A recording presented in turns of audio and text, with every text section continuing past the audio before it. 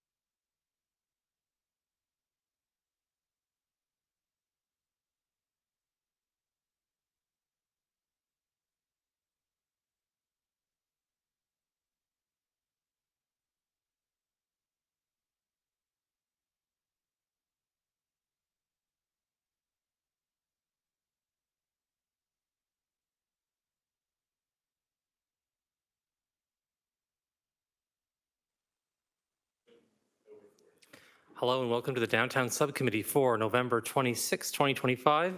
I'm Chair of your committee, Councillor Cameron Kretsch for Ward 2.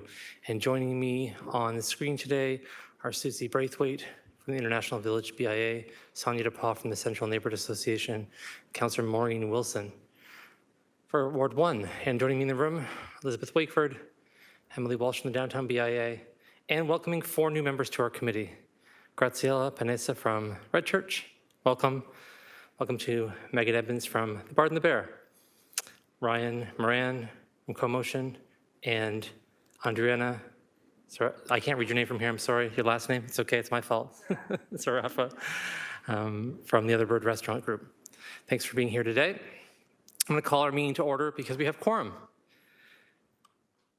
The first thing we're going to do is approve our agenda. So I'll need a mover and a seconder to move that we approve today's agenda. So if you want to move it, you just raise your hand. I got Susie over here, seconded by Ryan. Any discussion on today's agenda, any additions, deletions? I'll just let people know that under other business, Dan Smith from Bylaw Services will be coming forward to speak to the report that was supposed to be here today and talking about why it's not here. And that'll be happening a little bit later in the meeting. He can't make it until a little bit later, which is why it's happening then. Seeing no further discussion on the agenda, by show of hands, all those in favor of approving today's agenda? That is everyone. Thank you. It's carried. And thanks to Adrian Meckley also. Hi, see you there from the Hess Village BIA. Thanks for joining us. And Drina from the Hamilton Chamber. As you know or may not know, I'll just tell everyone here, there are voting members and non-voting members on this committee. So voting members get to play the hand game with me. You know, raise your hand if you're in favor, raise your hand if you're not. And those are the folks that are in the room, plus Susie and Maureen. And then we have non-voting members joining us today from the Central Neighborhood, from Hess Village BIA, and from the Hamilton Chamber of Commerce. So we have groups here. The non-voting members are welcome to speak to any item on the agenda. You just don't get to vote. And then everybody else can do both things. Now on to declarations of conflicts of interest. Does anybody have a conflict of interest they want to declare today? Okay, I'm not seeing anything, so we'll move on. If something should occur to you after the meeting, you think, oops, there is something I should be concerned about, you can just reach out to the clerk's office and file some paperwork, and that'll sort that out.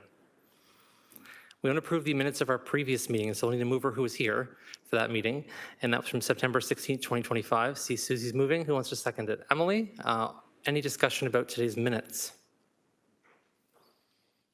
I'm not seeing any, so all those in favor of the minutes from our last meeting? Great. That carries. Thank you so much. Now we're on to items for information.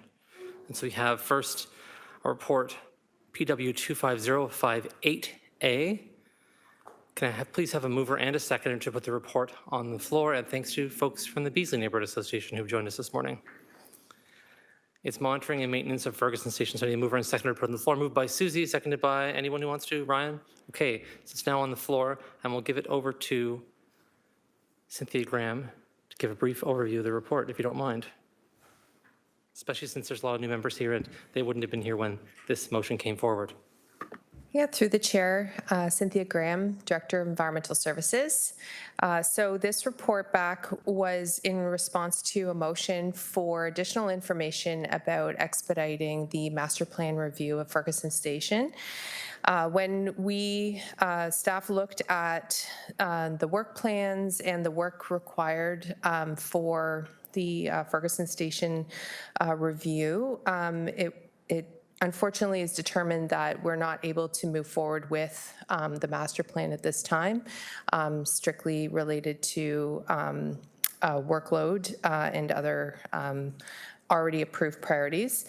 I did provide some information on the LRT design concept, which is found on a publicly available website. So if anyone is interested in reviewing that, it does show changes to King Street at Ferguson Avenues north and south, including an eastbound only lane on the south side, pedestrian crossing from north to south, sidewalk adjustments on the south side, and a closure of Ferguson Avenue North. So in the future master plan update, we can consider what those spaces and interaction and pedestrian movement could look like through that space. So just provided a bit of background and a bit more information as requested.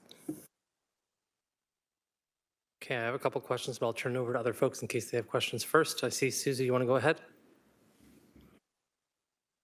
Thank you through the chair.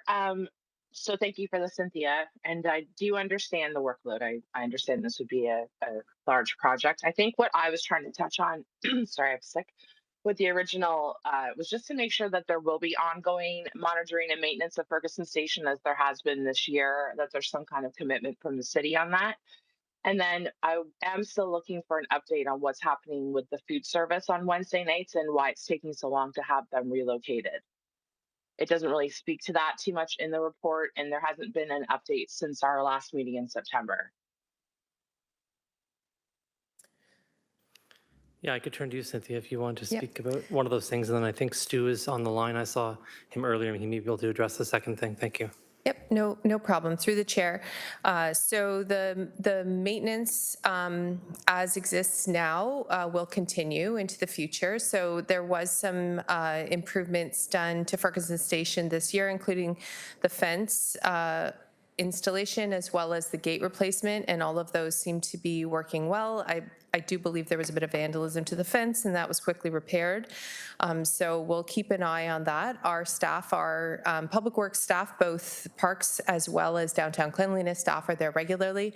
And I understand that the roving parks security team does regularly go through that space as well. So that the intention is that that continues, and I anticipate that that will ramp up again as needed to support events and other activities next summer as well. Thanks, Susie. Appreciate that. Any other questions about this specific report? Seeing some, so I'll pass this chair over to Emily so I can ask a couple of questions myself.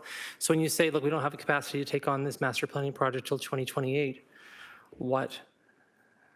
my question is specifically is what are the factors that would change that? What kind of other, so let's just say that there was some commitment saying, hey, we want to move this project forward more quickly. I assume you're trying to also time this with LRT in terms of the master plan upgrades to Ferguson Station. So just getting a sense of you from sort of what would be required to accelerate that plan, just for transparency for folks around here to understand what's involved in that kind of thing. Yeah, through the chair. So things that are considered in prioritizing work is projects that are already underway and approved. The group that oversees park master plans are currently delivering many other projects, including projects that have federal and provincial grant funding with timelines associated with the delivery of those. So those are prioritized in the work plan. When we look at other prioritization, it's health and safety related. So parks and projects that are addressing equipment failures or other structural issues, retaining walls or unsafe conditions on site. So those are also factored into the priority of work plans. The funding for master plans such as this can be budgeted into the future, but it's very difficult to fit them in if not already identified a few years out, because we do plan our work plans several years in advance. And then the last point is our staff are professional landscape architects. They do work both in-house as well as using consultants, and need to be fully engaged to oversee that work. And so just with the existing staff complement, they're working as hard as they can to deliver the projects that are on the work plan. Thanks. And through the chair, I'll say that I understand this issue is strongly because of the amount of staff we have, the projects we have to do. There are 2 or 3 new park projects in Ward 2 that are coming online, so I get that there's this kind of workload issue, and we have a bunch of balancing priorities we have to make decisions about what to do first. But Stu, I wanted to ask you specifically more directly if you could maybe give us an update as to what's going on. I think at the last meeting there was some discussion about why it's taking so long. It's because we have to get agreement from the landlord and the group who are doing it to set this project up. But if you could speak to maybe that in more detail and then where we're at today. Thank you, and through you, Chair, Stu Boomer, Director of Ontario Works and the Healthy and Safe Communities Office. Yes, further to the update from last meeting, I've been asked to come on board to support the GM's office in the relocation of the food outreach program. We have an identified location, but as you mentioned, Chair Kretsch, we did need to work with the tenant, which is the city of Hamilton, as well as the landlord, to discuss how the program could operate potentially at that space and what would be required to meet everyone's needs in terms of safe and appropriate operations. We have made some progress since the last meeting. We've had a couple of engagements with the landlord as well as with the program organizers. We have a tentative plan to modify the space to make it appropriate. The modifications to the space will require some permitting and building at the site to create a sheltered area that they can use for the operation of their program. So we're following up with our colleagues in building services to understand the building requirements as well as the approvals that will be needed, and then going to be working with the landlord and the organizers to make modifications to the space and work further to address some of the additional considerations that we need to work through in the relocation, including an agreement between the city, the landlord at the new location, as well as the organizers, in terms of everyone's expectations to meet risk and liability requirements, and to also work out a more definitive timeline for the move. So I appreciate that this process is taking some time, but it has been prioritized, and we continue from a staff side to work with our colleagues in risk, legal, and building, as well as with the organizers and landlord to get a plan, and we'll continue to keep the committee updated on efforts to move and relocate that program to that nearby location. Thanks. And if I could just color the lines in a little bit, I think one of the issues with the location, just to be specific, is it's a giant parking lot. The parking lot is behind a building primarily and then next to another apartment building. And there's a large retaining wall on the property, but then otherwise it's just one giant windy area, just to be blunt. So in order for people to be set up there, there has to be something put there to protect them from the winds and give them some shelter from the elements. That's a consideration right now. So that's what I think you're talking about specifically in terms of trying to figure out how exactly to do that in that parking lot. There was originally suggestions to say, okay, why don't you set up over here? But it was just literally in the center of a large parking lot. And so there wouldn't be a way to get food to people easily and shelter people from the elements, especially during the winter months. So trying to sort that out now, and thanks for the update about what's happening. Seems like everybody's, if I can understand, everyone's working toward a solution, and we're on the track, and that's a good thing. There was at one point we were unsure if it was going to work out. Just further, Chair Kretsch, yes, that's correct, your comments, and I appreciate that further update. We have made some progress in terms of being able to work with the landlord to get some additional flexibilities around changes we can make to the space to make it work for the program organizers, and that is a hopeful step that will allow us to, I think, move forward more clearly now with the plan. Thanks, Stu. Any further questions for anybody else on this subject? I'm not seeing any, so I'm going to ask, we have a mover and seconder for this. So all those in favor of receiving this information, so no decisions are being made, we're just receiving the information today. Anybody opposed to receiving the information? Okay, that carries. Thank you so much. We're on now to, there's no items for consideration today. We're on to section 9, which are motions. So there's 3 motions for today. Modification to the first one.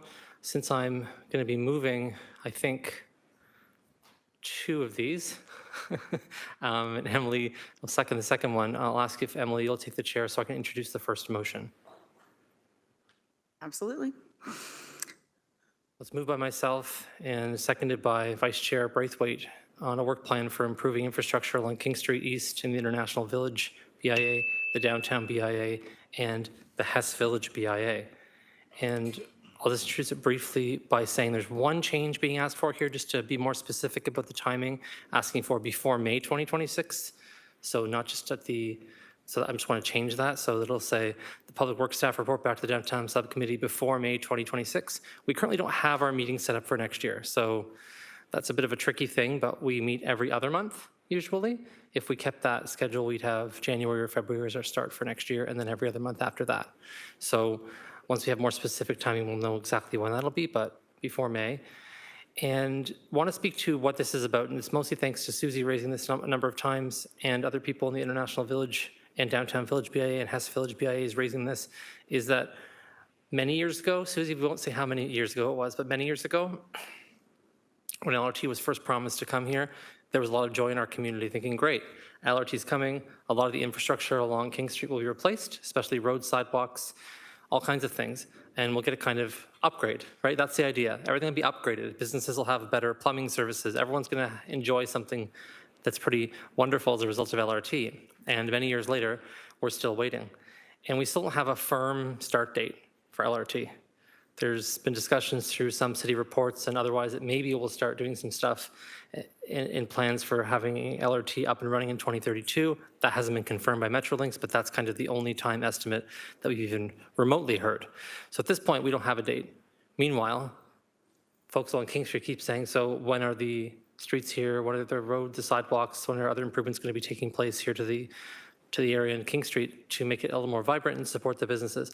3 out of the, I think, 5, or potentially 5 or 6 BIAs in Ward 2 and in downtown are on King Street or touching King Street. So it's important. They're the main business districts of our city. So this is asking staff to come back and report on a work plan, not only just to say, okay, what could we do, but what including costs and dates to improve infrastructure along King Street. We recognize that we're not going to do every single thing and then tear it up in 3 years and do it all again. But what can we do that's reasonable to do? Would that mean, for instance, resurfacing the roadway might be one thing we can do in the area. Some kinds of sidewalk improvements. We might be able to put in some kind of infrastructure that we can then use, hopefully reuse once LRT comes. I don't know how that works, but like if we were putting in things that had poles and posts to add safety infrastructure, we could simply remove those poles and posts. Once construction's finished, we could reinstall them, hopefully. So maybe there's things like that that can happen. If LRT construction starts happening downtown in 2028, 2029, 2030, we don't know yet. And once we get a date, we'll get a better sense. But this just is to help us improve the area in the meantime. So any discussion? Oh, that's not for me to say. It's for you to say. I'm not the chair. Sorry, any discussion, but also can I pass back to you? Yeah, sure. Yeah, cool, okay.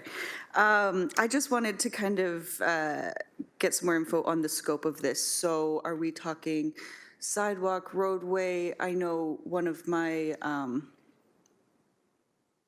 more frustrating ones down there is the garden beds where the watering system is no longer functioning, so they've just been mulched instead of adding flowers this year, and I'm wondering if that's going to be included or really just what the level of things that we're looking at along here are. Maybe I could turn it over to staff to answer Emily's question, what you think is included here, and if we need to add more language, we can. Through the chair's chair. I'm Mike Field, I'm the Acting Director of Transportation. When I acknowledge definitely we've been in a holding pattern because of the multiple years that LRT has been coming and we've delayed projects within these corridors. So I appreciate the motion from that perspective. When I first read the motion, I was kind of had a similar question about what is the scope that you would really like us to dig into. Councillor, you mentioned water infrastructure. I'm not too sure if that's included or not, but if we could have within the motion some specifics that could really focus our efforts to respond to the motion, then that would be most helpful. Okay, folks, I think we're taking a list at this time. So the motion speaks to in the condition of infrastructure in this area that's in disrepair, including roads and sidewalks. And I would say these include things like the clock in the International Village, which has been sat there in disrepair for many years, right? So that's one thing that needs to get sorted out at some point. And so we've been waiting for the LRT to sort out a clock. So we can add the clock to the list. I think roads and sidewalks can be added to the list. And I think any kind of infrastructure improvements with respect to safety. So I know that we had a motion here previously. I think we're waiting for it to come back in Q1 2026 with respect to the intersection of King and Walnut. So that's something that could be done or addressed right? So what are any safety interventions, Mike, I think, in that stretch? Also, what I'm hearing are garden beds and water infrastructure. So what does that look like? Are there repairs need to be done there? I'll add one more to the list, lights and lighting for trees. So there's been some issues with lights and lighting for trees. And again, some of these things are related to Electra and improvements to LRT. And so what can be done there is my understanding. Other things, I'm taking a list here, folks. Things you can think of. No one is coming up with ideas. Okay, that's a pretty inclusive list. Ryan, yeah, did you have something? Microphone? You mentioned before, I think. You have to turn it on, yeah. There There we you go. go. You've mentioned before too at the downtown BIA meetings, but even just that, the expanse out front of the Royal Canot as well too, and just it's also a complicated space, and I believe you were saying it's part of Gore Park, and it's essentially kind of a no man's land sort of parking lot at the moment. So also just clarifying the role of certain spaces within downtown along that route, because there are definitely some sort of forgotten spaces that seem to exist there as well. Yeah, I can speak to that briefly, but banners also and banner poles. So there's an issue with those as well in the space. So some of them are in a bad state. But yes, to Ryan's point, that's part of the Gore Park Master Plan Phase 3. So that will be dealt with, but through a totally different process. That is slightly dependent upon LRT to a certain extent, and we can't be accelerated because we don't know what exactly will happen with Gore Park as LRT because we haven't reached that level of detailed design. So for instance, how will the streetscape interact with that fence that goes all along there? Will the cenotaph be impacted in some way? These are things we've talked about here before. Will the cenotaph be impacted? Will the park be impacted? What about the space where the cannon things are? The desire line that's there, the intersection at King and John, and then the space you're talking about, which is the tip of the Gore Triangle in front of the Royal Canot. We have taken that back, or we're going to take it back and make it part of the park. So that's part of the Phase 3 of the Gore Park Master Plan. So that's all attached to that. But that really needs to wait for LRT construction because the entire intersection there will radically change, and we can't redo that until that happens. But that's a good point that you're mentioning that in case there's anything in that area that we could address in the meantime. Yeah. Yeah, I mean, garden beds have been mentioned, but I know like the concrete barriers are spilling out into the street and crumbling a bit at that part. But also, you mentioned King and John as well too, and I know that's always been a very weird intersection in terms of safety and traffic and the division between the two kind of staggered stop lines. So clarifications there, but. Yes, so any other things we can add to the list? I mean, concrete barriers that we see out there. I mean, I think that's a reasonably comprehensive list. So why don't we, Mike, do you mind if you took that? Can you maybe read it back? And Carrie, do you mind? Maybe we could just throw that in the motion, just so that it's there and we don't have to worry about it later. I was just saying including, and then a list at the bottom of the therefore clause. Would you mind reading it back, Mike, just so I'm sure you know what it is and we all have it there? I just saw you typing, so. Yep, I was typing. Just another, sorry, through the chair.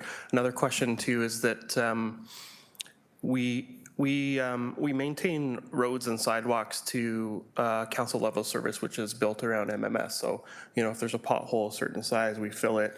If there's a crack in a sidewalk, we fix it. But my interpretation of this is that not only like the base level of service, but also looking at things from aesthetics point of view. So I think that that's the purpose of this, is to make the downtown look better as best we can.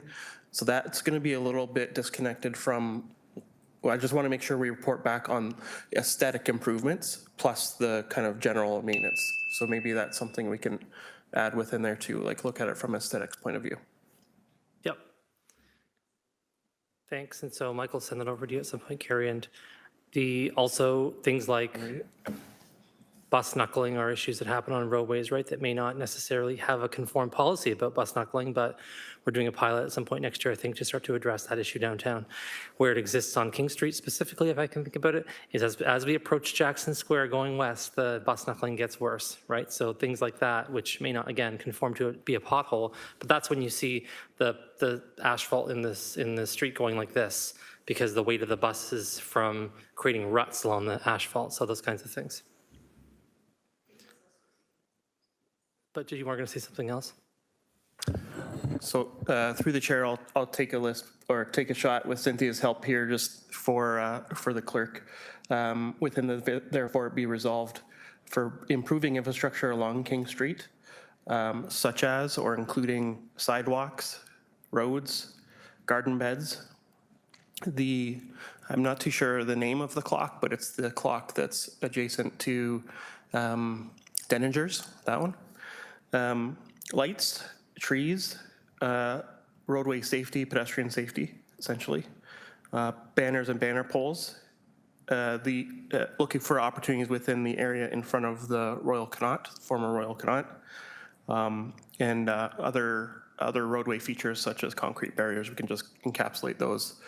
And then somehow I think it's best to maybe put in there something along the lines of from a maintenance and operations perspective, but also from an aesthetics or a beautification point of view. Okay, I think as long as we're all here, we all heard that, we all understand that. Carrie gave a nod. Anybody have any further clarification, things to add to the list? Susie? Through the chair, I just want to comment. My main concern and my business's main concern isn't necessarily aesthetic at this point, it's safety. That's where this conversation started. There are seniors that are tripping on our patched up sidewalks right now and cracking their heads open, and that's the bigger issue here. So yes, I agree there has to be an element of aesthetics, but I would like to see this approached from a safety perspective before anything else. Okay, I see everybody who sees that. I'll pass it back to Emily, and then you can continue the conversation. Maureen's next. Go ahead, Maureen. Thank you. I guess my opening remarks are I certainly support the spirit and the sense of sadness and frustration with some of the condition of the public realm because of the lack of predictability that we've had, largely homegrown in our commitment to LRT. And one of the consequences of that is the municipal realm has deteriorated. And I think I've been saying that for a while. I appreciate Member Walsh's efforts to try and bring some clarity for staff, because no doubt this is a significant endeavor for them to try and inventory but also to Member Braithwaite's point, in order to assist staff, I think it would be helpful for me to better understand, and I don't know if that decision has to be made today, how the work plan would be informed by those things that Acting Director Field referenced, health and safety priorities. Is the existing condition of certain assets able to uphold our minimum maintenance, or is it compromised? And does it represent a health and safety hazard to residents and business patrons? And I would also like to learn more about, there are existing capital plans, presumably for the next 10 years, and what that inventory is now for this corridor. Is there anything that's going to be remediated or invested in as highlighted in our capital budgets? And then the third thing I would appreciate some feedback from is some of the aforementioned plans, like the Gore master plan. We also have there's an ongoing downtown action plan in the works. Like how are these methods and mode of public feedback in the future and ongoing, and those that haven't already been expressed? How does that all come together to inform the motion, the action that's being asked of staff? Okay, I think I'm seeing Cynthia. Through the chair, I'll just speak on behalf of, it will fall mostly to Public Works with a bit of support from other groups. I think reviewing our forecasted work plans and associated master plans and how all of that ties in could be part of the report back.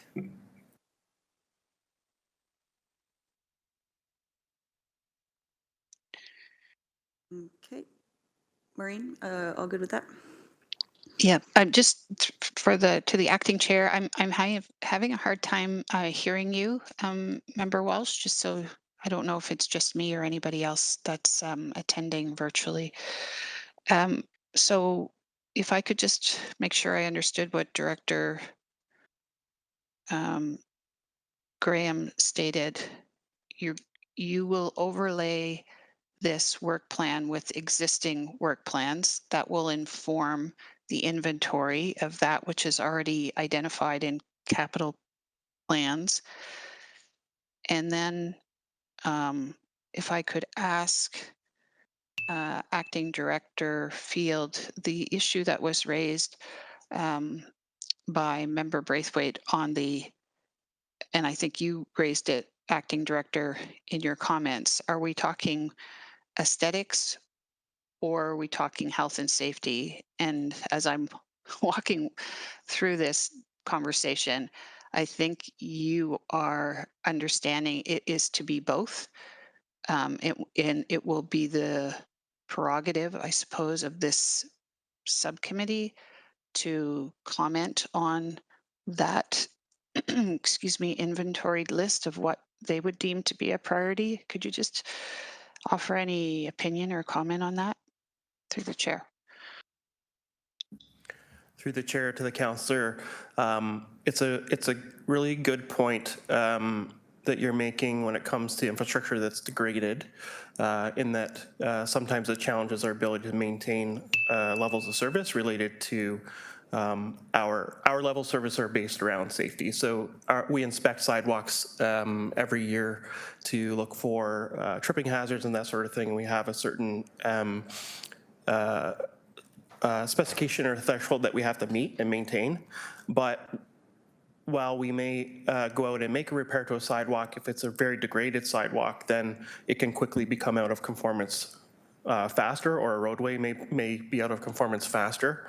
And in some cases, we need to do more invasive repairs, whether it's sidewalk bays. I'm just using sidewalks, for example. So understanding completely that there's a operations and maintenance lens here, and then the aesthetics lens on top of it. Those two things kind of in combination. But definitely health and safety trumps all matters. And that's something that we focus on all the time. But there's probably an opportunity to speak to how the state of the infrastructure can hinder our ability to maintain levels of service over time, and what opportunities exist to help mitigate those issues from continuing to arise, rather than having this cycle of repair, inspect, repair, inspect, repair, inspect. So that's my understanding of how this motion is framed: maintenance operations piece plus the aesthetics, all those two things together with a focus on public health and safety first and foremost. Thank you. If I have time for one more question to explore, just so I have an understanding of what is meant. What was water an item inventoried in the amended motion through the chair? I'm getting both answers. Yes, sorry. Okay, could I ask through the chair the scope of that? My very pedestrian understanding of water is anything having to do with subsurface infrastructure is invasive and costly, and in and of itself could squeeze out any action on any of these other aesthetic items. But maybe I'm just not understanding that which is meant by water work through the chair. Thank you. Did you want to define scope of water, or? Sure, I'll do my best to answer that. Just that when we're talking about water infrastructure, I think we were just being broad about it, but I believe all it was referring to was the irrigation infrastructure for garden beds at this point, not necessarily sewer pipe infrastructure and that kind of thing. No, just mostly speaking to surface level or things above the surface of the That's street. helpful. Yeah. So through the chair, if I could just clarify, garden beds were listed in the laundry list of items that Acting Director Fields articulated. And so in our review of garden beds, we would take a look at the irrigation watering infrastructure in order to support the beautification related to those items. So if that's what is intended to be captured by the word water, then I think we have it captured under garden beds. Thank you for that clarity. And finally, I do recall that there was a discussion by former Director Ryle that tethered to the LRT was going to be an opportunity to provide for custom and uniform street furniture throughout the corridor. So just to get staff's understanding that I think that action is under study and forthcoming, that that would not be included under the aesthetic component or not. And those are my questions. Appreciate the latitude. Through the chair, if I could just speak on behalf of the team here in Public Works. We are really commenters on LRT design, not directors of that work. And so if there is a desire to have more information about those pieces, my recommendation would be to invite LRT staff to attend this committee to give those updates, because I wouldn't want to speak on their behalf and then get something wrong.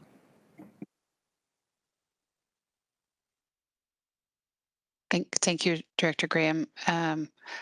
For some reason, I just recall Director Ryle speaking to this matter, perhaps at a Public Works Committee meeting, but I appreciate your comment on that. Thank you. Okay, now Councillor Gretsch. Thanks. Just to maybe clarify a little bit of what I think both Susie and Councillor Wilson are talking about. Every year I get a meeting with the sidewalk folks and they say, Councillor, we have this much money allocated to Ward 2 for sidewalk repairs in this calendar year.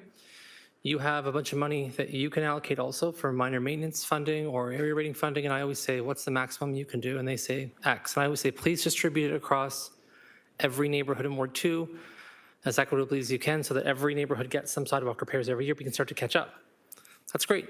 One area that's forbidden, 2 areas that have been forbidden for repairs, King Street, James Street. The reason? Because it is extremely hard to do repairs on James Street in a reasonable manner because there's so many trees. The trees are planted in an older style and they have lifted a lot of the sidewalk tiles up. So it requires a lot more years of planning to do, which we're planning to do this year. And it's been delayed again now until next year, sadly. But also we can't, because of the narrow nature of the sidewalk there, we can't close the whole street to do it. We have to do it in sections. We have to wait till after Supercrawl and so on and so forth, or well in advance of Supercrawl, these kinds of things. So there are all kinds of complications with doing James Street. It's not forbidden, but it's hard. King Street, though, has been forbidden basically because LRT construction was coming along and there was a mandate from council basically saying don't throw good money after bad, essentially, right? Don't be going to tear the sidewalk up just to tear it up again 1 year later.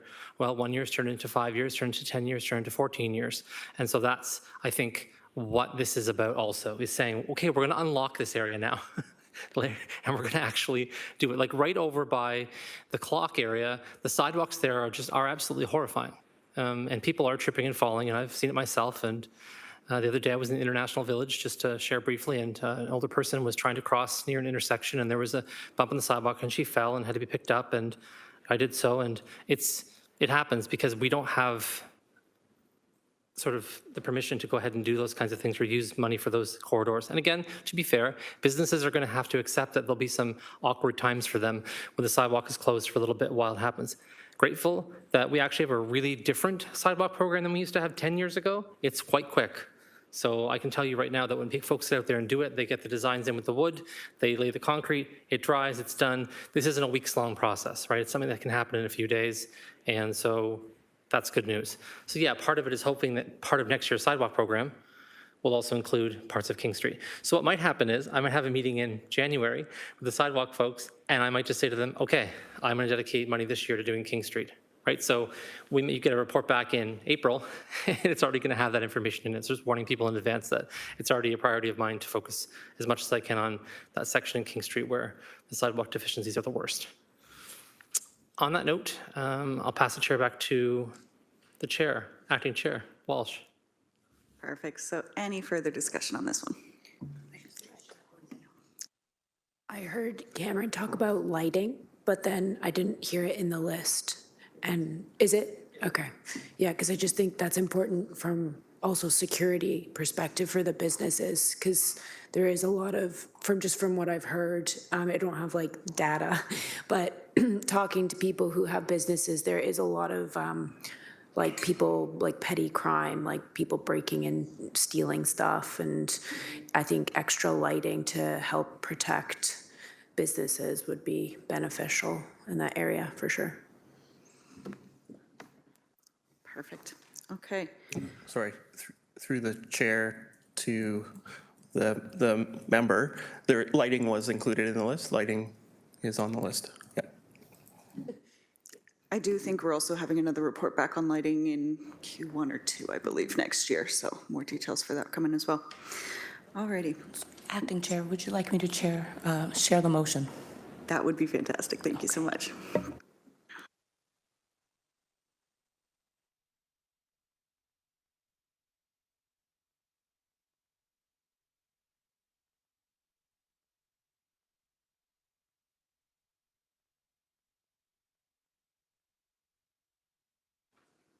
Okay, motion is up there looking fantastic. Do we want to read through it, or are we good with it as is? Perfect. All right, we already have a mover and seconder, so is there anyone opposed? All in favor? Carried. And passing back the chair. Never mind, back up. Okay, we are on to 9.2, motion for rats in Gore Park. Mover is Councillor Kretsch. I will have you introduce your motion. Thanks, and this is seconded by Emily, and this came up at a downtown BIA meeting, and I just said, all right, part of the reason we have this committee is to get these motions on the table, and one of them is about rats in Gore Park, which is why this is here. And I think it's important to maybe add something to this that I hadn't considered before. I know the title of the motion is very excitingly rats in Gore Park, but there are other pests in Gore Park that pose issues. There's what I see all the time is excessive feeding of pests in Gore Park. So is that potentially something we could look at in terms of modifying the motion to look at pests in general? So there are other kinds of considerations. Through the chair, happy to review whatever the committee's will is. I would like, though, to be clear about what the parameters are. So if a situation is exacerbated by the behaviors of users of the park that are encouraging, like pigeon feeding as an example, if that's what you're talking about, then it would be helpful to have that clarified. Yes, I think it's important just to look at that. I'm not sure, I'm not a pigeon scientist or any kind of thing like that, so I don't understand how these things work, but I understand that it's something we should be concerned about and think about is if there's a lot of feeding going on that's contributing to maybe keeping rats healthy, that also we just throw the word pigeons in here. So I'm just thinking that may be something to do. So I'm just going to ask we modify that. Just want to keep speaking to the motion first, and then I'm happy to be done, and then let other people chime in. The reason why this is important is because the population of rats is growing. And so I know that there have been public works staff already who've gone out. If you read the paper today, you saw some comments from folks saying, look, we are going out there, we're checking out things, we're looking at it. Despite that, and despite the fact that the city hasn't received many complaints about this, I've received many, many, many dozens of conversations and complaints about this as I walk through Gore Park. So specifically during times when I would visit the outreach program in Gore Park and would stop and talk to people, people would say things like, did you just see that rat? Oh my God, there's a rat. These kinds of things, right? And so people are seeing it on a more regular basis perhaps than is known. And there's a vast tunnel system in the park currently. And I think that needs to be looked at more closely to understand what's going on there, what can happen when that tunnel system expands. As we all know, there's been a ton of development around the park lately and all kinds of other things that have been happening in the park. So as a result of those things, just more activity from rats, lots and lots of pigeons in the park. And again, I'm not suggesting we can't have any local wildlife in the park. That's okay. But I think if the population gets out of hand, it gets to a point where it's unsafe. And I know that I've talked to the downtown BIA a few times about events they've had. They've had tents and other things set up, and they're in there with children and costumes and other kinds of things that are going on, and the rats are joining them for the fun. So at times that can be an unpleasant experience. So whatever we can do to have a report back on mitigating this and figuring out how it can be dealt with, and even just letting us know, hey, here are all the things that we're already doing, right? If you want us to do more, this is what we're going to have to do more. There may be a cost involved and so on. That's okay. We want to understand what that is so that we can make sure that the park is in a healthy state. That's it for me. Thanks for this. This is the motion, and I'll turn it back over to the chair. Next up, we have Councillor Wilson. Thank you, Acting Chair Walsh. I think Councillor Crutch just answered my question. I'm really hoping that the information that is going to be coming back will be able to highlight for us some of the conditions that may be contributing to the his report of rats in full, so that when we look at the measures, we'll be able to do a side-by-side of cause, effect, and therefore what action. So my brief understanding of rats is they thrive on food, available shelter, and some water. So I think that has been asked and answered. I'm just seeking confirmation, though, on the report timeline. Thank you.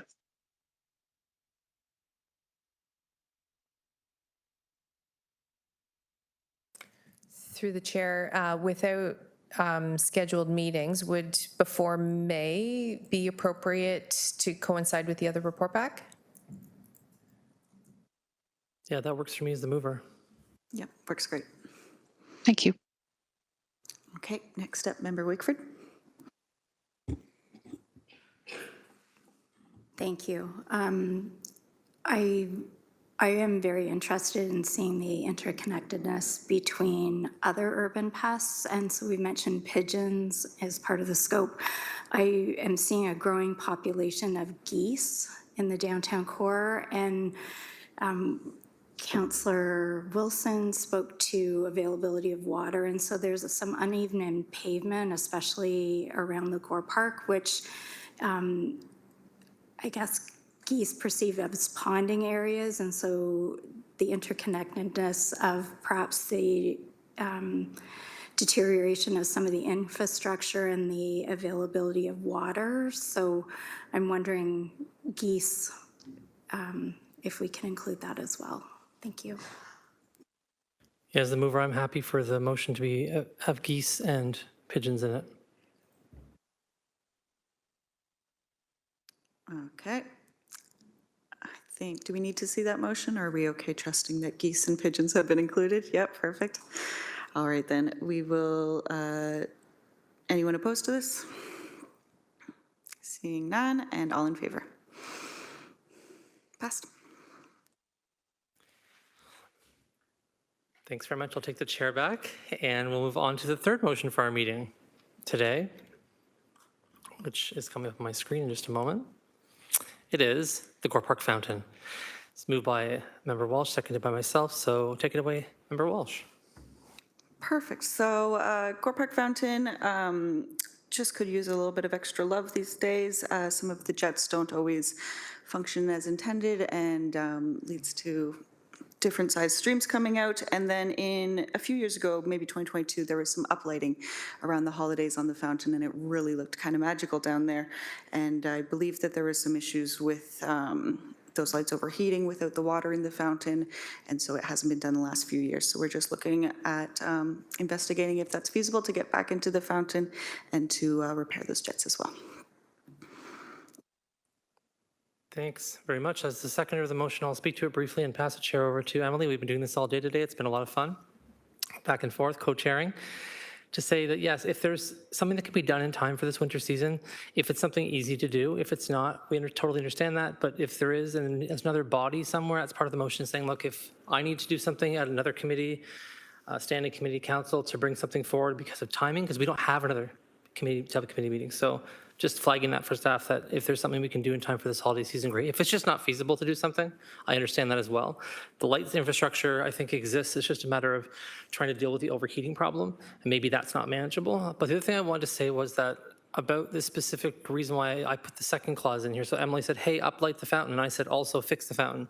One of the problems with the fountain right now, it's similar to the fountains outside of City Hall, honestly, is it's just kind of and I don't know the material for sure, copper or a brass ring with spigots that are made of the same material coming off of it. This is not a very advanced technology, to put it mildly. And one of the problems with the Gore Park fountain, because it's using a system like that, is they get clogged very easily, and oftentimes they stop working. And so when you go by the fountain regularly, some of the little spigots are half-heartedly attempting to provide a fountain appearance, but are just, kind of sad. And so this is a central fountain in our city. I know it's not the original fountain. I know it's a replica. So already there's that kind of, sadness that it's not that original fountain, but can we do something to make it better? And that's part of the motion as well. Like, can we improve the infrastructure of this fountain, install better jets so that it consistently, without so much maintenance, is easier to take care of? Because right now, staff have to do a fair amount of maintenance on the fountain to keep it going. Same with the ones out front of City Hall. So that's also just wanted to mention that and say that was part of the impetus for the second part of the motion. And if staff wanted to speak to that, they could, but just saying out loud the thoughts I had in my head for why I put that in there. Through the chair, just to address the first question of what's feasible this year. So I did have a chat with my team this morning, and yes, confirmed that the issue with the uplighting is that without the water in the fountain, they overheat. So I don't think that there's a feasible solution for this holiday season, unfortunately, and I'm sorry to be the bearer of bad news on that one. We can review what is possible. Maybe there is a different system that could be installed, different lights that don't require the water to be in to be cooled. We can review that and report back as part of this motion. I also did get some more additional information. The fountain has been reviewed by the team over the last few years in order to try to address some of the issues. We have done some improvements related to increasing the pressure to try to address the streams, decrease the aperture of those copper pipes in order to try to get the streams to the higher peak. What has happened though is because it is a downtown fountain and there's a lot of debris and dirt, they tend to get clogged. So we will need to look at a more fulsome sort of restructuring of the internal mechanisms of the fountain in order to see what we can do. And I know the team has some thoughts on what that might be, and we can include that in the report back. That's great. Thank you. Thanks. I'll take the chair back. Any further discussion on this motion? Also, does this motion have a timeline? Apologies, these motions were written rather quickly. This one does have a timeline. Through the chair, the timeline is the next meeting. Yes. Okay, wonderful. Thanks so much. If you need more time, do you think you'll need more time than the next meeting? The next meeting is likely January or February. Through the chair, reports going to January are already due to the GMs at this time. So if the next meeting was February, I might be able to make it. But if it were to be a January meeting, that would be tough. Okay, so I think it'll probably be February anyways, so it should be okay. Thanks. At this time, seeing no further discussion, all those in favor of the motion, by show of hands. Thank you. Anyone opposed? Not seeing anybody? It's carried. We have one item left today, which is other business. And so I'll turn it over to Director for Licensing and Bylaw Services, Dan Smith. Thank you, Chair. Dan Smith, Acting Director, Licensing and Bylaw Services. So I wanted to speak today just about a motion that was brought forward at the September 16th Downtown Subcommittee meeting that was moved by Member Walsh, seconded by Councillor Kretsch, in relation to ensuring pedestrian access at Jackson Street West and McNabb Street South. So the direction was to report back to the subcommittee meeting, and as you know, that the report was not on the agenda today. And I wanted to speak to that and just share some of the situation around that. So there was just a miscommunication from staff level on the lead of the report. And ultimately, the report work did not happen. And what I would like to do is apologize for that not happening to the mover of the report, Member Walsh, and then the seconder, Councillor Kretsch, and the rest of the committee for not having that report back before you on this agenda today. That was an error on our part. The work will be completed. Our team will lead the report with consultation from other members and other departments in the city, which we've already communicated and had that discussion on. It will also include consultation with Hamilton Police Service and the YWCA. What I can say quickly on that is the report work didn't happen. However, there is continual work in that area to try to mitigate the issues that are there, from accessibility to the sidewalk. I give you an example. We were there with Hamilton Police yesterday to clear the area, and as you can see this morning, if you were in the area, it was already back looking like it was prior to us being in attendance there yesterday. It's a complicated issue. There's many other factors that are involved at that location, which is causing congregation of the individuals in that area. It's going to take multiple different teams and agencies, groups, just to work together to make sure that we can come up with an opportunity for us to look for opportunities to mitigate the issues there. So as I said, the work is happening, like I'll use the term boots on the ground right now, regularly, weekly in that area. However, I understand the purpose of the motion was for us to come back with, I'll read it, effective and practical approach to ensure sidewalks remain accessible with strategies that prevent repeat enforcement cycles while incorporating coordination with outreach and support services. So there's 3 points to that motion. The first point is enforcement mechanisms available under the Hamilton Streets bylaw. That information is easily accessible. We can get that back very quickly. But points 2 and 3, the one that I just read previously, and then the other one, which is any resource or policy implications, that's going to take a little bit more time for us to complete. So we're committed to having this report back as quickly as we can.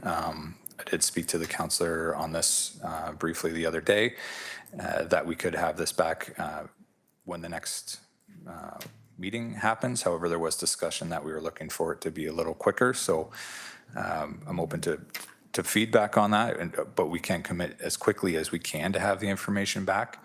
But I just wanted to formally share with the committee as to why it wasn't before you today. Thanks, Dan. Just to say that if there's an opportunity to bring the report forward to a higher committee, so we report to a standing committee, if we can bring the report to that standing committee, just so it's public, and there can be an opportunity for those standing committee members to discuss it, and then also bring it back here to the downtown subcommittee afterwards, just so we can also discuss it. That'd be beneficial. I think the group of people who want to hear about this are mainly the public. So the sooner we can bring the report to the public, the better. I'm not sure when that would be, but just putting that out there, because I think our next meeting will probably be February, which is a ways from now, and I think the public would like to have some information. I'll just briefly make a couple comments and hand it over to Emily to do so on this subject. I was at a meeting last night for our city budget town hall, and this subject came up in sort of indirectly. And one of the things I said was, well, the problem we're faced with right now is we're responding to an emergency, and when we respond to an emergency, we use emergency services. So paramedics, fire, police, to try to address emergency situations, which, by the way, in case anyone doesn't know, is extremely expensive to do.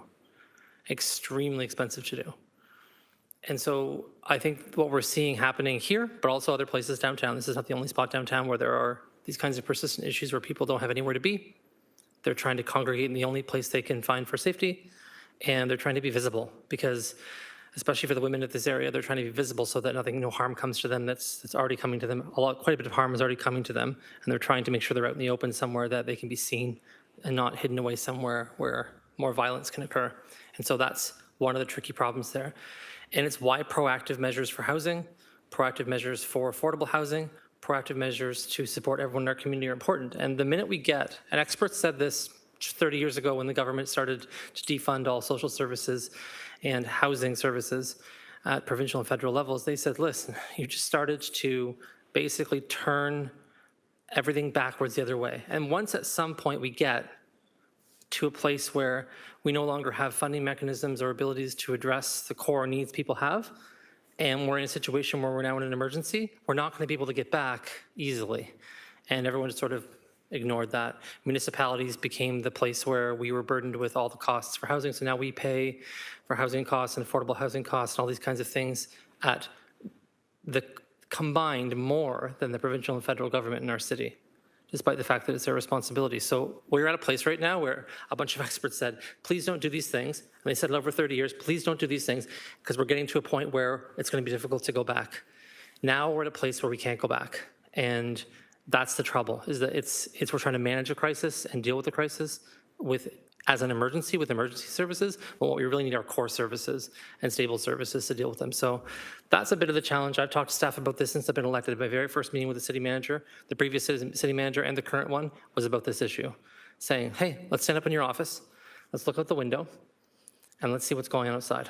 Right? Like, that's been a conversation I've had with them every time, to say, what are we doing here to try and understand how this specific issue is emblematic of all the different problems we're having downtown. If we can't solve this, and can't figure out a way to make this work for everybody, what are we going to do for the whole of the downtown? So I'm very concerned about this and want to find a solution that makes sense to protect the people who don't have anywhere to go, but also let people who want to use the sidewalks use sidewalks, make sure that people aren't put in danger from cars who are coming down the space, because lots of times cars will angrily drive in the area. There's been lots of near misses for people as well. So there's many, many reasons why this is a problem. There's businesses in the area who are trying to access parking, and they have kinds of problems trying to access parking or other kinds of things in the area because people are congregating on their business property and then also on the sidewalk and at the church. And anyway, those of us who walk here every day, like I do, understand the issue. I won't belabor the point. Thanks. I'll take the chair back. I just wanted to add a bit of more information from what I know and what I've discussed with people, but looking forward to this report publicly so everybody else can read it for themselves. On that, thanks for the report, Director Smith. And that's all of our business for today. Thanks again to the new members for joining us. Thanks for everybody watching online. Our meeting is adjourned as of 10:31. See you at the next time.